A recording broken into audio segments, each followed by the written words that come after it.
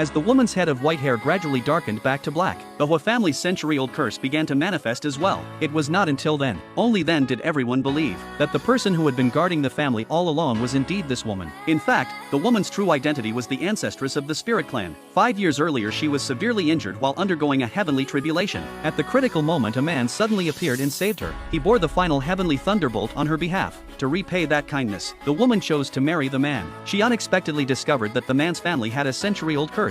All the males in the family never lived past 30. Each year they had to find someone to take on the disaster for them in order to survive. To prevent her husband from being selected to bear the disaster, the woman found a way to send him abroad to look for a solution. Then she used the pretext of praying for the family's blessing. She moved alone into the old family house to shield her husband from disaster. Thus her hair turned completely white overnight. Her appearance also became aged. For 5 years the woman diligently tended the jade censer every day. She only hoped that she could break the family curse. In 3 more days this century-old curse would be completely lifted. The woman finally received news that her husband was returning home. Unexpectedly, he brought back a mistress and an illegitimate child. The husband was very surprised to see how aged she had become. At that moment the little boy asked who this old woman was. The woman demanded to know what he meant. The husband, however, claimed that to break the family curse, she had deliberately sought out the Spirit Clan's high priestess to bear this boy. He said that as long as the child lived in the house, he could shield the family from disaster and prolong their lives. Only then did the woman realize that the mistress was her descendant. However, the mistress's meager abilities could not possibly break the century-old curse. All these years it had been the woman who shielded the family from disaster, but the family did not believe it. They agreed to let the mistress and the child stay. The woman realized her husband had already turned his heart away, but to repay his kindness, the woman decided to wait until the curse was broken before leaving. As long as the family heirloom jade pendant and the jade censer were safe,